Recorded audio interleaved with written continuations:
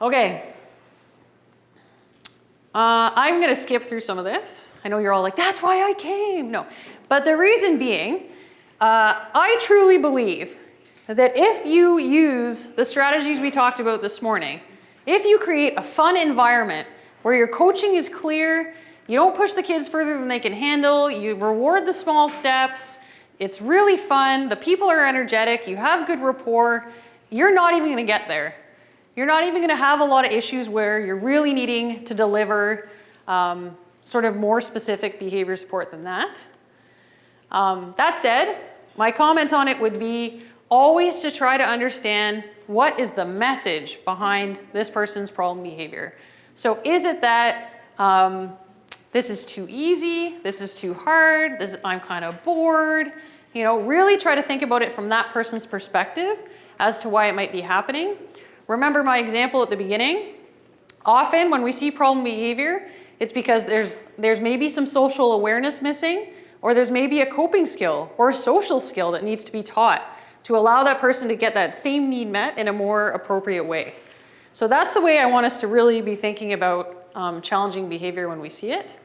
I think it's also very helpful. Sometimes people start to track when the behavior is happening, which is a good idea, right? Start to see if you can recognize any patterns. The flip side of that, which I think is often just as helpful, if not more helpful, is looking at when does it never happen? Because by understanding the situations or activities where you're never seeing any challenges, it tells you something about what works for that person, right? So always think both sides of the coin there. Cool. I'm going to skip ahead here.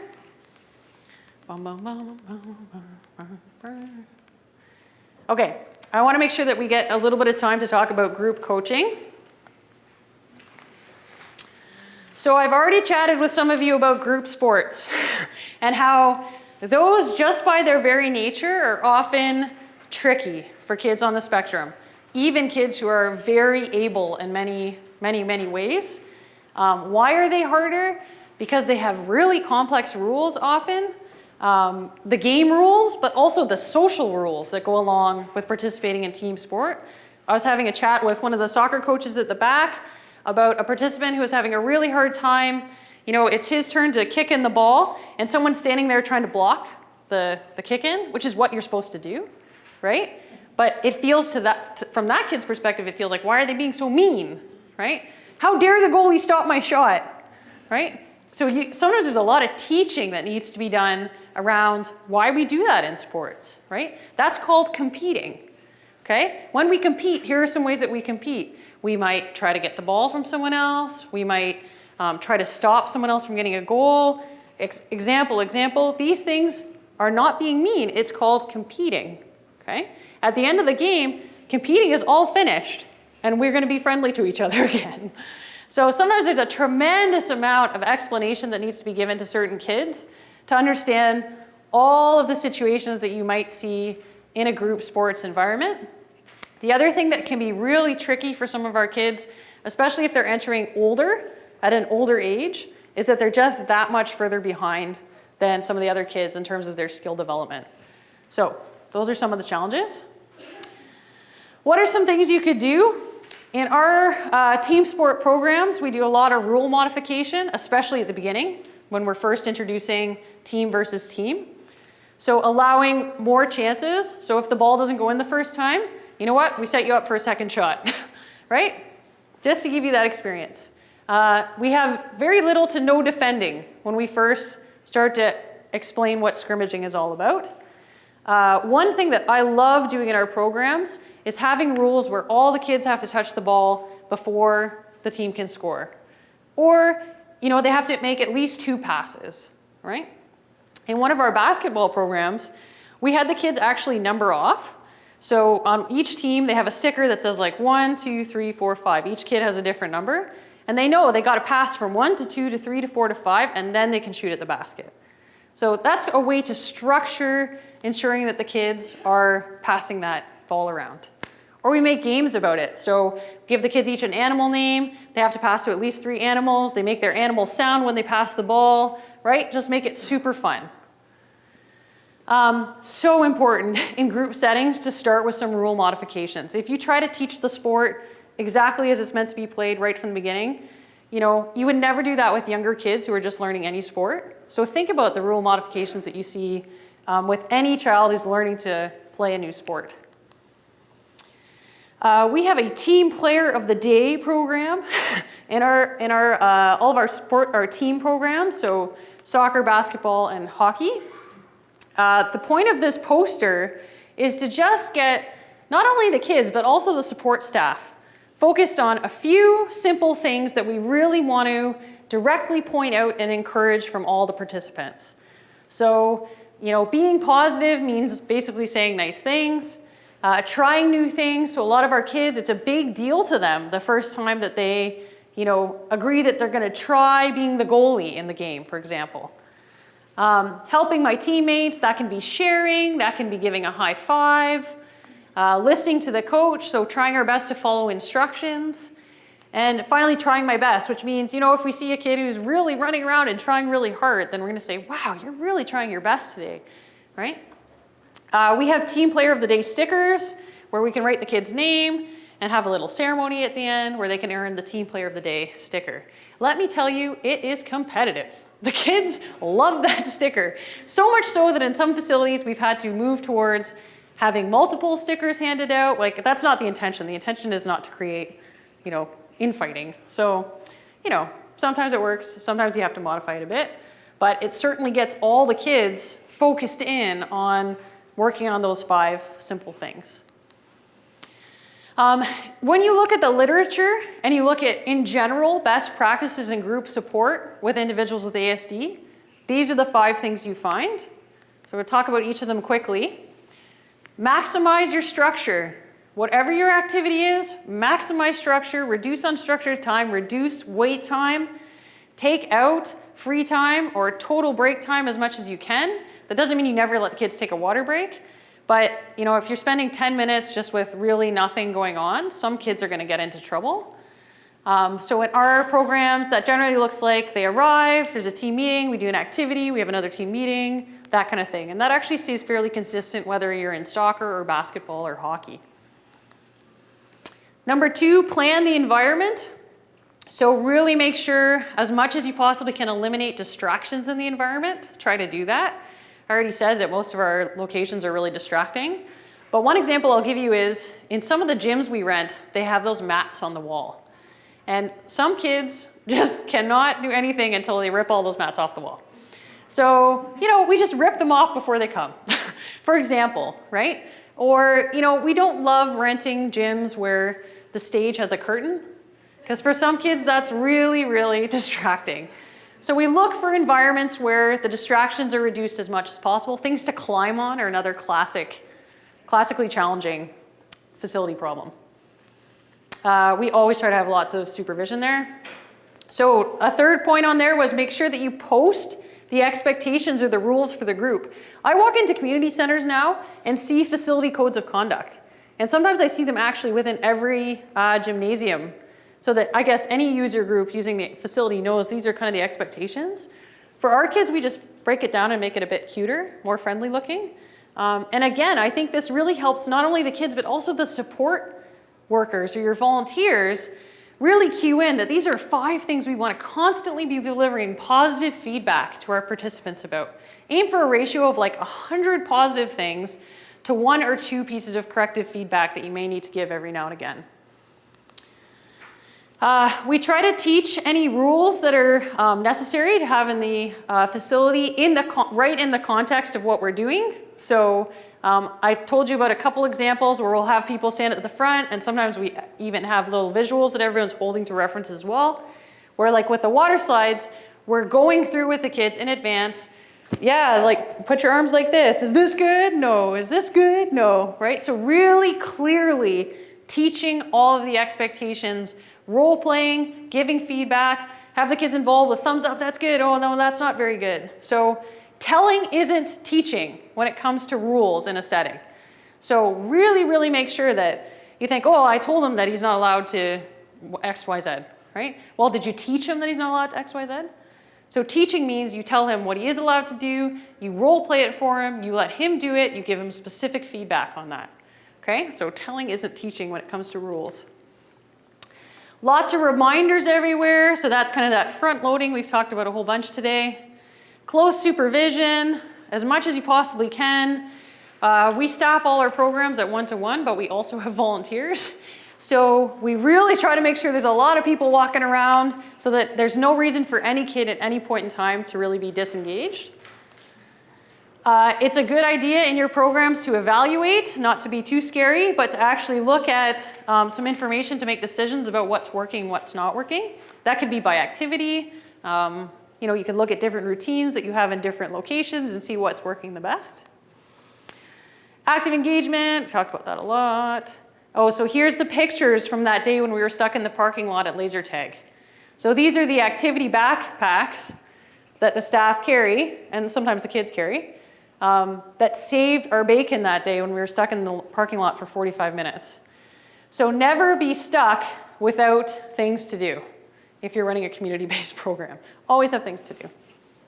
Okay? The last 2 points in the group, things to do with groups. Have a system for really acknowledging the good behavior. Sometimes we get so stuck on, what are we going to do if X, Y, Z happens? What are the consequences going to be? What is our policy going to be on this? And that's important. I'm not trying to say that's not important. But you should have an equally powerful system for rewarding kids for great behavior, right? And it doesn't have to be fancy or anything like that, but just making sure that your staff are really constantly delivering that positive feedback to kids for the things that we want to see them doing. That can look in all different forms. And then you also have to obviously have some plans for what you're going to do if things don't go very well, right? Hugely important to have parent collaboration at this point. Hugely, hugely important. Make sure you've asked them what works well at home. You've incorporated all of their suggestions for supports. Once you've tried it, if there's still issues, have a conversation with the parent about what is the best thing for us to do right now. You have lots of choices. There's no one right or wrong way. Okay? I'm going to skip some of this because we already talked about it. Okay? A few slides about working with peers. Okay? So we have, if you're working in a program where you've got typically developing peers participating alongside kids with autism, I would even say some of this stuff has applied to us when we've got just a real range of kids with autism in the program. Sometimes we have to do some of this. So highlighting similarities rather than differences. So if a kid in the program comes up to you and says, well, why does he flap his hands like this, right? Try to compare it and normalize it. Just compare it to something that kid does. So if you say, hey, you know what, when he does this, he's feeling really excited. What do you do when you're excited, right? I bet sometimes you jump up and down and clap your hands. I bet sometimes your voice gets really loud and you get really excited, right? This is just his way of being excited, okay? So really try to point it out as, this is not something strange. This is very much like what you do as well. That might just look a little bit different. You do really need to directly teach and structure peer interaction if you want to see it happen. So a system that works really well in a lot of programs is to have a peer buddy or to have a peer kind of role model or something that where the kids are working together. It doesn't have to be the same kid all the time. And together they're kind of encouraging the child with ASD to participate. If you just throw a kid with autism into a group of typically developing peers, don't just expect magic to happen. You need to do a little bit more than that in terms of setting it up so that kid's going to be successful. I find that sometimes having our kids with autism be the role model, like demonstrate the drill or come up and help with the visual schedule or be a coach's assistant in some way, shape, or form can be a really positive idea. So really helping that participant to feel really capable, showing the other kids that that participant is very, very capable. Just another idea. Large group activities are going to be the hardest. So maybe think about breaking up your practices into slightly smaller types of social opportunities, like working in pairs is much easier for a child with autism than being thrown right in the middle of a big drill. Group activities, there's an example. All the kids, it's basically a parallel play, but at least they're all kicking together. Other ideas, provide lots of positive feedback. So with the other kids who are helping the kid with ASD to participate, make sure you're really, really acknowledging and supporting the fact that they're helping that child. Like I talked about a little bit earlier, making that teamwork the goal. So instead of, really keeping a close eye on the score, keeping a close eye on how many passes, can we get the pass to each member on the team before we score the goal? Briefly, a little bit more about peer facilitators. In our fitness program, we have tried this model where we have buddied up. These are both participants with ASD, but one is sort of being the leader for the other participant. It's wonderful to see because I think in so many settings in these kids or teens' lives, they're kind of Velcroed to an adult who supports them through everything. So it's nice whenever you can to have a peer come alongside and be that role model. There's all kinds of things you might need to say if you're going to try that, though. So a lot of this is kind of what I talked about earlier. Normalizing unusual behaviors, giving those rule modifications and changes. Sometimes the other kids in the group just need to be told it's not a big deal if the kid with autism breaks the rules, right? Hey, we all break the rules from time to time. Sometimes kids get very worked up about that. Some kids just think that because the child with autism isn't approaching them all the time, that they're unfriendly. Remember we talked about that bossiness or one-sidedness in play. You might really have to do a lot of explanation or just sort of support with some of the other kids to help them understand those behaviors. And like I said, if you're going to buddy peers up, make sure that you give them lots and lots of feedback and support. Okay, blah, blah, blah. I'm not going to show you this video, but I'll explain it briefly. So here's an example in the FIT program. David on the left is coaching our peer who's lying down here, and the staff member is right off camera. So she's teaching David to count for our other friend how many leg lifts that we want him to do, right? But she's trying to fade herself out of the interaction so that these guys can basically go through their fitness routine together. That takes a little bit of time, right, to fade yourself out. But boy, it's a beautiful thing. So when you see that another kid is able to really come alongside and lead that child, it's so amazing. We had the opportunity 2 weeks ago now. There's a group of researchers at Gonzaga University in Spokane, which I had never heard of until they emailed us. And they run a special needs hockey program. And they emailed us and said, you should come down and see what we're doing. We really want to do some research on your hockey program. So we went down there to check it out. And one thing I loved about this program was they had a minor hockey team who came on and kind of volunteered with the group. And they would pair up one kid from the minor hockey team with one of their special needs athletes. And the kid from the minor hockey team would basically lead the kid through the activity. It was awesome. It was so cool to see. The kids thought nothing of it. They were all just having a great time. And I thought one of the coolest outcomes was they were telling me, so I was chatting with some of the parents there, and they were telling me that it's so cool because now when their kid comes to school, they talk hockey, right? That they just chat hockey because they know they both play hockey and all that kind of thing. So it takes a little bit of explanation and time and support to set up those opportunities sometimes, but when it comes together, it's just totally magic.